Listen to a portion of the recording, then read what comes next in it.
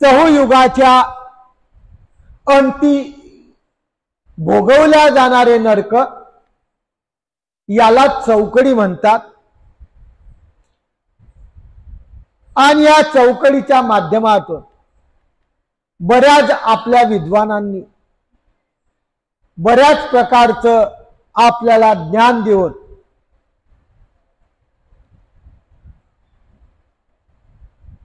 सांगितलं की एकदम एकाएकी जलमल्या जलमल्या 60 लक्ष वर्षाचे नरक होतात, कोणताच गुन्हा नाही, काही नाही, एवढा मोठा अन्याय असं आपल्याला वाटेल की जीवावर एवढा मोठा अन्याय कसा केला असं वाटेल, म्हणून हे चौकडी नावाचं स्थळ आपण लावलेलं आहे आणि या माध्यमातून बऱ्याच माहिती आपल्याला ते देत गेलेले आहे।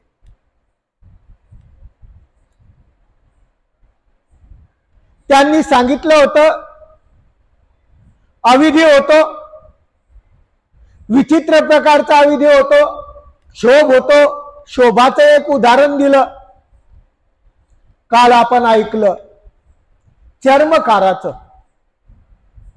आता दुसरं उदाहरण देत आहे लुईपाई।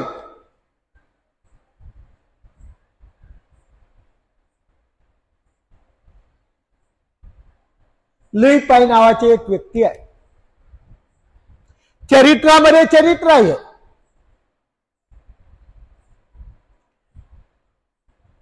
त्या देवतेच्या कारणे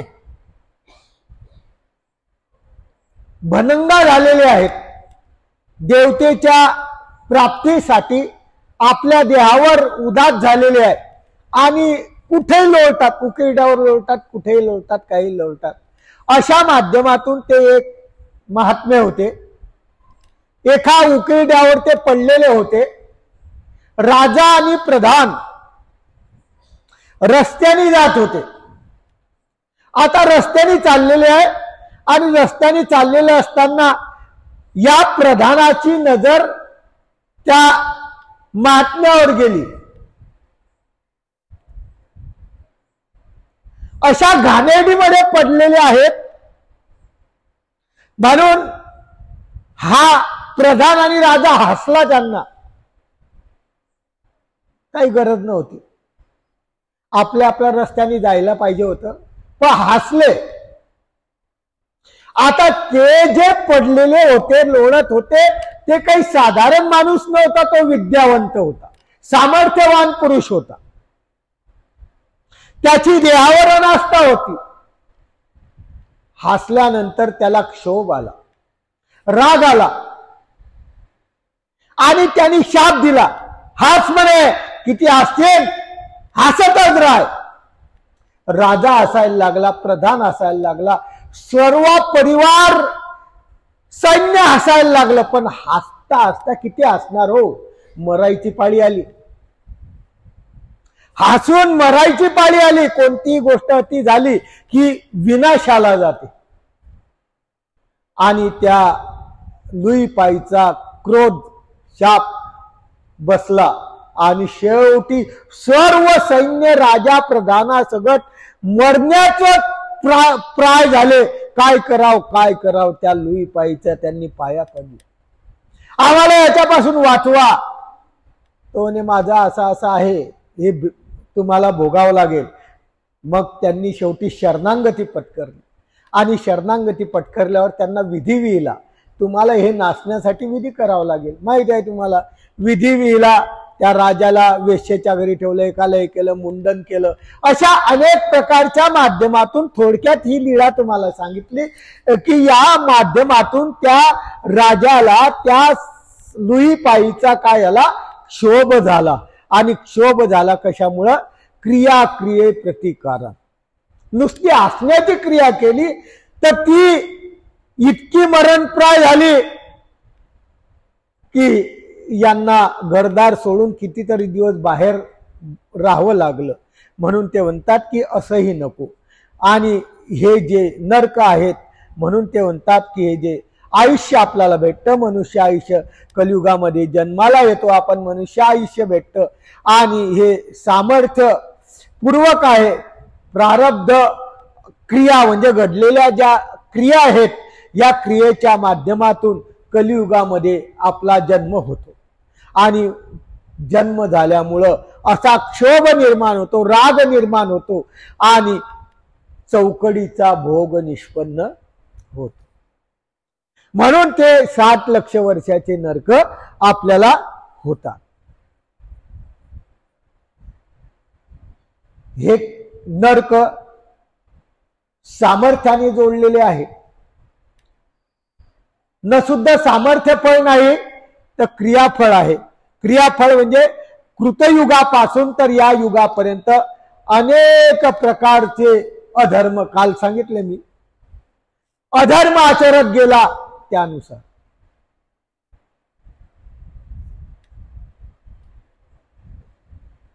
त्यामुळं ही चौकडी अक्षपते.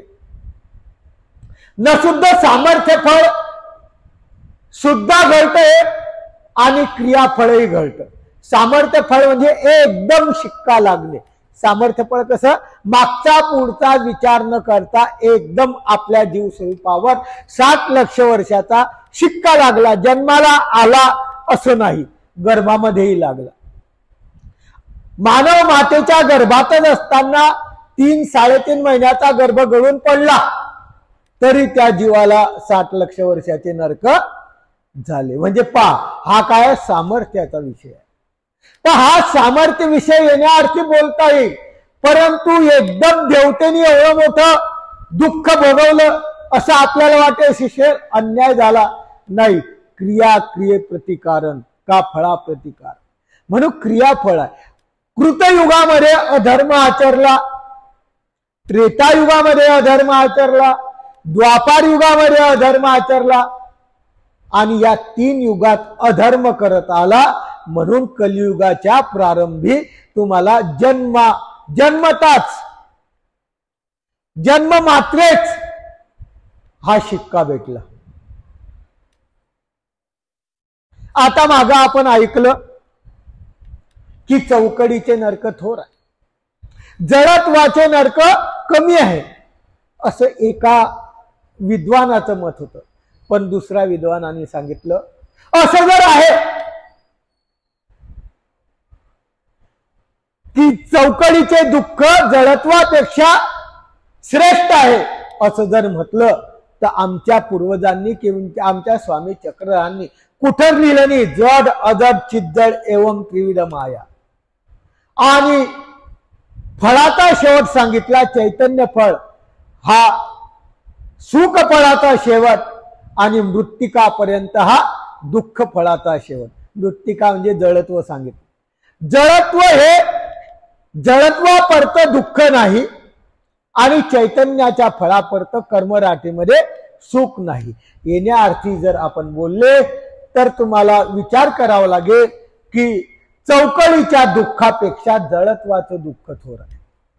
कारण विचार करा, मायेच्या विद्यावंताची जर हत्या झाली तर मायेच्या विद्यावंताला कोणी जर मारलं तर त्याचं आयुष्य 10 कोटी आहे. त्या चैतन्य विद्यावंताचं आयुष्य 10 कोटी आहे. त्याला मारलं तुम्ही तर त्याच्या 10 पट तुम्हाला जडत्व भोगावं लागेल. म्हणजे किती झालं, 1 कोटी त्याचं आयुष्य आहे. म्हणजे 1 लक्ष त्याचं आयुष्य आहे, 10 लक्ष विद्येचं आयुष्य आहे, 1 लक्ष साधनेचं आयुष्य आहे. तर 10 लक्ष जरी आयुष्य म्हटलं तर त्याच्या 10 पट झालं तर किती झालं, 10 लक्ष गुणिला 10 किती आलं,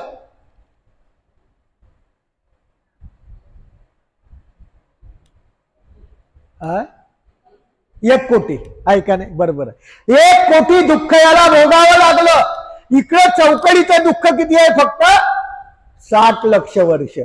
म्हणजे तिच्यापेक्षा जडत्वाचं दुःख काय. जर असं एक जडत्व जोडलं तर आणि या मायेचे 10 प्रकारचे हनन केले तर किती होतील? 10 कोटी. कधी भोगन कधी हे करत. म्हणून ते म्हणतात की येण्या अर्थी जर म्हटले तर जळत्वाचं दुःख हे थोर आहे, कारण कर्मराटीमध्ये जळत्वाच्या दुःखापेक्षा दुसरं दुःख थोर नाही. जर कदाचित चौकळीचं दुःख थोर असतं तर आमच्या स्वामींनी सांगितलं असतं की मृत्तिकापर्यंत नाही, चौकळीपर्यंत अशा प्रकारचे दुःख सांगितले असते. पण ते म्हणतात तसं नाही आहे, असं नाही आहे. म्हणून ते म्हणतात की जरी क्रियाफळ असलं तरीही जळत्वापेक्षा ते काय आहे, अशा प्रकारचं सानं आहे आणि जळत्व हे श्रेष्ठ आहे. येण्या अर्थी त्यांनी आपल्याला हे केले. परंतु ही चौकडी जी आहे, हे चौकडी अशा प्रकारची आहे. 10 वेळा 10 माणसाला मारलं, आताही कलियुगात 10 माणसाला मारलं तर आपलं आयुष्य 100 आहे. 100च्या दसपट कोणतंही भोगवल्या जात. सुख फळ बी आपल्या आयुष्याच्या दसपट भोगवल्या जातं आणि दुःख फळ सुद्धा आपल्या आयुष्याच्या दसपट भोगवल्या जातं. आपलं 100 वर्षाचं आयुष्य आहे. आपण एखाद्या माणसाची हिंसा केली, मारलं किंवा ऍक्सिडेंट झाला आपला, किंवा एखाद्या एसटी चालकाने 15-20 जणाला तुळून टाकलं, मारून टाकलं. एका माणसाला 1000. 50 माणसं मेले तर 50,000. म्हणजे जळत्व असं आहे, जशी जशी क्रिया करसाल तसं तसं तुमचं दुःख काय होणार, वाढत जाणार. दुःख तुम्हाला भोगावं लागणार. पण चौकडी तशी नाही. चौकडी कशी आहे? कलियुगात तुमचा एकदा जन्म झाला, एकदाच, फक्त मानवाचा. मानवाच्या व्यतिरिक्त दुसरे प्राणी आहे, यांना चौकडीचे दुःख नाही. ते मानवात जेव्हा येतील तेव्हा त्यांना शिक्का लागेल. त्यांना शिक्काही लागलेला असला माग तर ते चौकडी एकदाच होईल.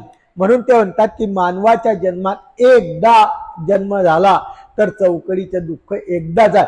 तो 4 लक्ष वर्षामध्ये 1000 वेळा मेला आणि 1000 वेळा जन्म झाला तरी चौकडी मात्र एकच. आणि जळत्व, जितक्या वेळ तुम्ही हिंसा करसाल, आज मानवाचा जन्म भेटला, आज 20 लोकांना मारलं, पुढं मानवाचा जन्म भेटला, पुढं 50 लोकांना मारलं. जळत्व काय झालं? जशी क्रिया करसाल तसे वाढत जाणार. मात्र चौकडी अशी एक आहे की ते फक्त एकदाच. ज्याप्रमाणे असं म्हणतात, विदेशात जातो, भोगभूमी आहे, इकडचा माणूस भोगभूमीत गेला, त्याचे कर्म बंद झाले, त्याला कर्माची निष्पत्ती नाही, चांगली बिनी ना वाईट बिनी. पण चौकडी त्याला इथं आक्षेपलेली होती. आता तो तिकडे गेला ना, परत इकडे आला, गेला आणि आला, मग परत चौकडी लागेल का? नाही लागणार. परत चौकडी लागणार नाही. 100 वेळा तो विदेशात गेला आणि 100 वेळा परत भारतात आला तर चौकडी जी पहिली आहे तीच राहील. 100 चौकड्या लागणार नाही. पण 100 माणसाला जर तुम्ही मारलं तर 100 जळत्व तुम्हाला भोगावं लागते. दुःखाचा प्रकार सांगितला. म्हणून ते म्हणतात की चौकडीचे नरक येण्या अर्थी साने आहे, जळत्वाचे नरक येण्या अर्थी थोर आहे. म्हणून ते म्हणतात की अशा माध्यमातून जितका जितका देवतेचा क्षोभ. फक्त काय फरक पडणार चौकडीमध्ये? चौकडीमध्ये इतका भोग पडेल की तुम्ही जो भोग भोगताय दररोज, अष्टभोग तुम्ही जो भोगताय, तुम्ही जर नीतीनं भोगले तर तुम्हाला चौकडीचे दुःख खूप कमी राहतील. पण अनितीनं भोगला, अनितीनं अष्टभोग भोगला, म्हणजे या संसारात राहून अनिती केली, अनितीने लोकांना लुबाडलं, पैसा कमवला,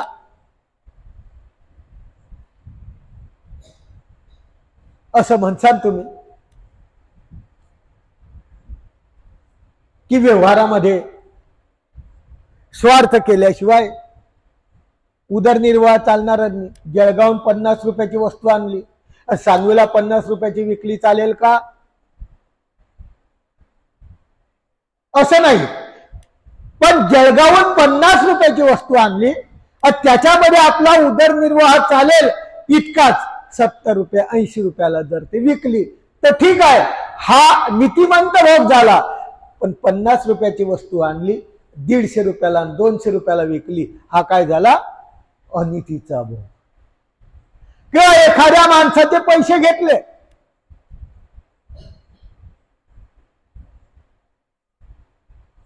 आणि पैसे दिलेच नाही. आज आपण म्हणतो त्यांनी खूप कर्ज केलं, पैसे दिले नाही, तो मरून गेला, झाला मोकळा, असं आपल्याला वाटत असेल. मोकळा नाही झाला, त्या कर्मफळातून निघाला. पण ज्याचं कर्ज आहे, ती देवता जी आहे त्याची देह अभिमानी आहे. ज्याचं कर्ज घेतलेलं आहे त्याची ती देह, म्हणजे प्रत्येकाला देह आहे आणि त्या देहाला देहाभिमानी आहे. ती काय करते? शोधते, तू माझे पैसे बुडवले, आज नाही तर उद्या ते पैसा तुमचा बदला घेतल्याशिवाय हा भोग तुम्हाला चुकणारच नाही. हा अनितीचा भोग असा तर भोगवलाच जाईल, पण चौकडीमध्ये सुद्धा याचा भोग आपल्याला भोगावा लागेल. चौकडीमध्ये आपल्याला हे दुःख भोगावेच लागतील, चुकणार नाही. दृष्टपर तुमच्या लोकांच्या दृष्टीने तो मेला, त्यांनी मोकळा झाला, त्यांनी काहीच कोणाचं दिलं नाही, ते झालं. किंवा राजकारणामध्ये खूप अंधाधुंदी केली, अनितीने वागलं. राजकारण अनितीचं आहे. देवानी सांगितलंय तपांती राज्य राज्यांती नरक. जो राजकारणात पडला त्याला नरकाशिवाय काही गत नाही, देवानीच सांगितलं आहे. परंतु नरकाशिवाय गत नसताना जेव्हा चौकडी भोगवायची पाळी येईल तेव्हा या प्रत्येक गोष्टीचं त्याला काय होईल? आठवण दिल्या जाईल आणि त्या दुःखामध्ये भोगवल्या जाईल. त्यांनी एक उदाहरण सांग. श्रीकृष्ण चरित्रात कोणत्या तरी ग्रंथात किंवा श्रीकृष्ण चरित्रात ही गोष्ट आलेली आहे. मी मागच सांगितलं, राज्य देण्यासाठी युधिष्ठिर थांबला परीक्षितीला. परीक्षितीला राज्य देण्यासाठी थांबला. 7 दिवस कलियुगात त्यांनी वास्तव्य केलं, फक्त कलियुगाची हवा खाल्ली.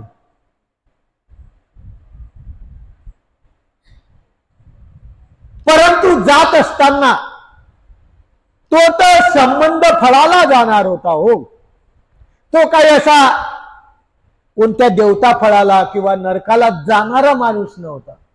संबंध फळाला जाणार होता, ईश्वराचा संबंध त्याला गॅरंटेड होणार होता. तरी पण त्याला जाताना त्या मायेने चेष्टकत्व केलं की याला जिथं चौकडी भोगवतात ना त्या ठिकाणून घेऊन जा. चौकडी भोगवतात त्या ठिकाणून घेऊन जा आणि तिथे त्याचे भाऊ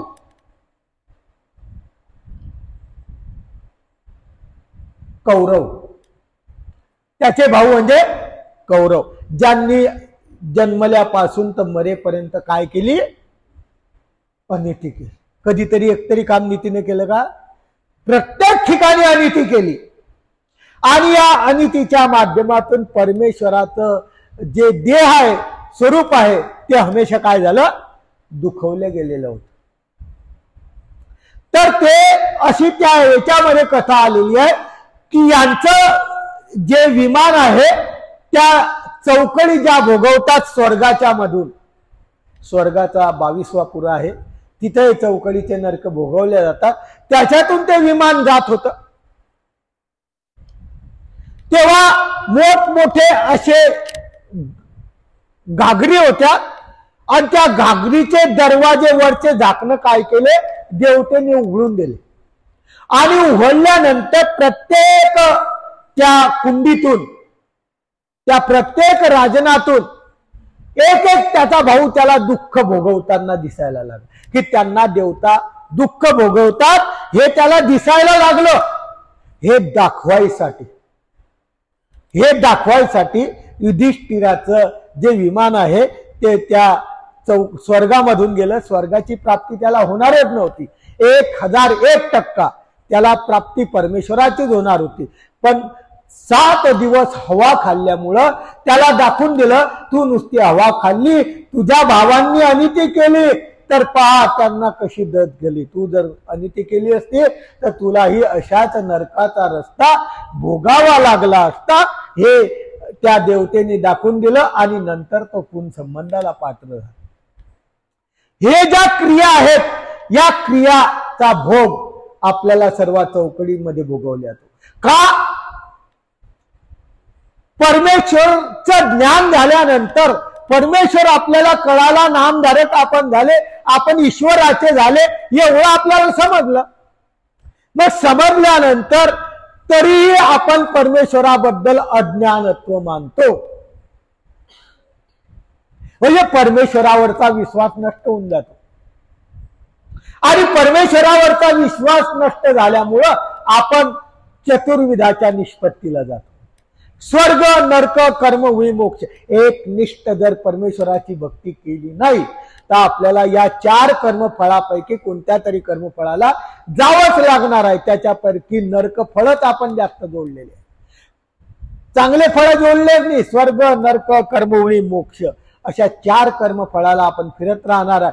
आणि या 4 कर्मफळाला जाण्याचा रस्ता म्हणजे परमेश्वराच्या बद्दल तुम्ही अज्ञानता झाली, परमेश्वराच्या बद्दल तुमचा विश्वास गेला, परमेश्वराला तुम्ही एकनिष्ठतेने मानलं नाही तर तो ठाव अशा प्रपंचा चतुर्विध कर्मफळाच्या ठिकाणी जातो.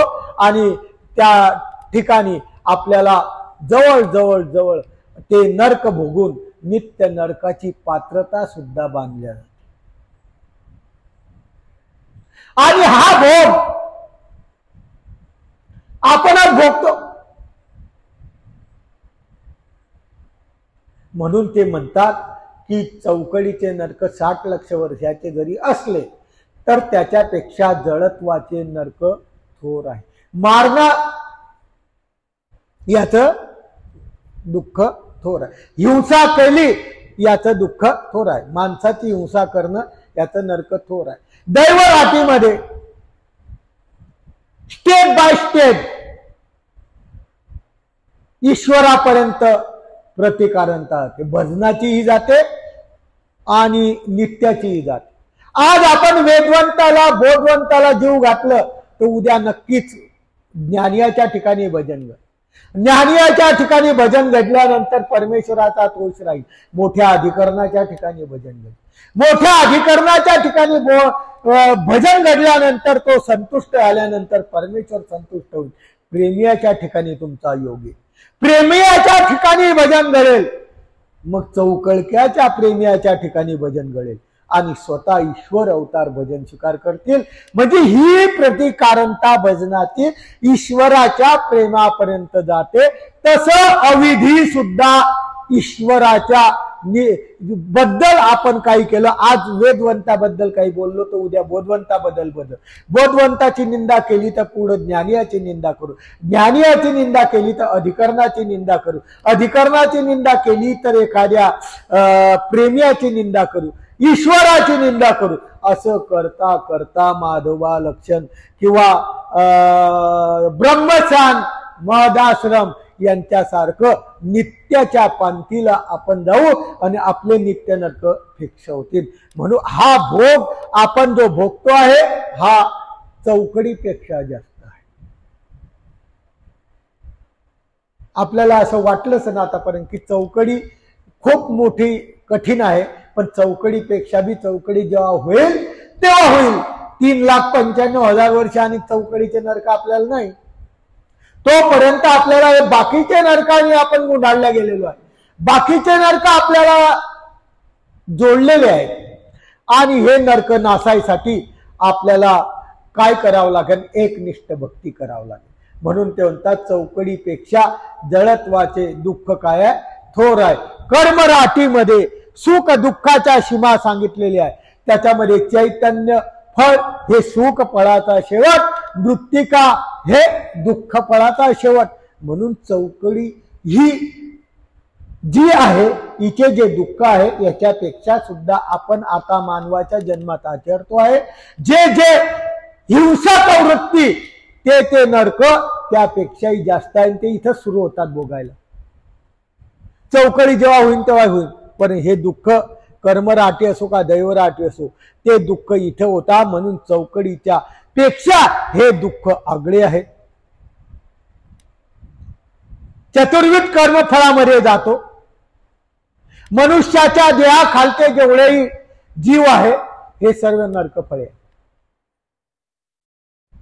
मनुष्याच्या देहाच्या खाली जेवढे योनी आहे, बैल असेल, गाय असेल, सर्प असेल, हे सर्व नरकफळ आहे.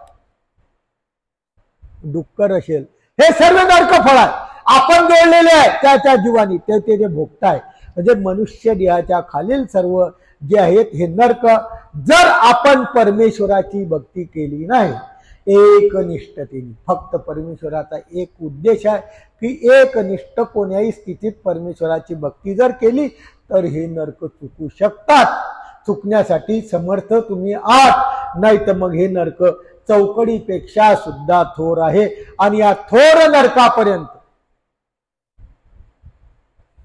आपल्याला पोहोचायचं नाही आहे. आणि पोहोचायचं नाही आहे म्हणून त्यांनी सांगितलं की आपल्या मागही दृष्टांत दिलता, आताही दृष्टांत देताय. परत परत आठवण देण्यासाठी तो दृष्टांत देता की आपल्या प्रत्येकाला डोळे आहेत. एकही माणूस नाही की ज्याला डोळे नाही. आणि ज्याला डोळे नाही दिसत नाही तो आंधळा म्हणतात तुम्ही, पण ज्याला डोळे आहेत त्याला सर्व काय होतं दिसतं. म्हणून ते सांगतात की प्रत्येकाला डोळे आहेत. डोळ्याच्या ठिकाणी दोन सामग्री आहे. सांगितलं होतं तेच सामग्री मेद सामग्री. मेद जर वाढवलं तर दिसत नाही, ऑपरेशन करायची पाळी येते. आणि ऑपरेशन केल्यानंतर डोळ्याला तेज येतं ते दिसतं. त्याप्रमाणे जीवाच्या ठिकाणी दोन प्रकारच्या सामग्री, संत आणि असंत. पुण्यरूप क्रिया केल्या तर पुण्यरूपापर्यंत जातो, असंत रूप क्रिया केल्या तर नरकापर्यंत जातो. म्हणून बाबांनो आपल्या डोळ्याचा विचार करून आपल्या जवळ दोन सामग्री आहे. कोणती सामग्री आपण आचार करायची, संत पुण्यरूप करायची का पापरूप करायची हे आपण ठरवायचं आहे. आणि कर्मराटीतला जीव हा पुण्यरूप क्रिया करता करता चैतन्य फळापर्यंत जाऊ शकतो आणि पापरूप कर्म करता करता दुःखिकापर्यंत जाऊ शकतो. म्हणून आपण चौकडीचे जे दुःख आहेत आपल्याला सांगितले होते, त्या चौकडीच्या दुःखापेक्षा जे जडत्वाचे दुःख मिळणार आहे हे खूप कठीण आहे. आणि अशा माध्यमातून आपण ते जडत्वाचे नरक चुकवायचे आहे. चौकडी तर चुकणार. आपण परमेश्वराची भक्ती केली, विपरीत वेद झाला तर चौकडी चुकते. विपरीत वेद म्हणजे फक्त त्याला ईश्वर कळाला, काहीच कळालं नाही. युगाने विपरीत धर्मनुष्ठान घडे तर या चौकडी चुके. ज्याने नुसतं देवावर, आपल्या ईश्वरावर ज्याला काहीही माहित नाही अशाने शेवटपर्यंत विश्वास ठेवला, फक्त आयुष्यपर्यंत त्यांनी एकाच परमेश्वरावर जर विश्वास ठेवला तर त्याची चौकडी नव्हती. युगाविपरीत कोणत्याही देवतेच्या धर्माचं आचरण न केल्यानंतर फक्त ईश्वरावरच विश्वास ठेवला तर त्याला चौकडी होते, चुकते. बाकीचे काय नरक चुकणार नाही. म्हणून परमेश्वराच्या भक्तीमध्ये एवढं मोठं सामर्थ्य आहे. ते तुम्हाला हे करावं लागेल ना, समजून घ्यावं लागेल की चौकडीचे नरक थोर आहे, पण त्याच्यापेक्षा अनेक आपल्याला भेटणारे नरक हे नित्य नरकासारखे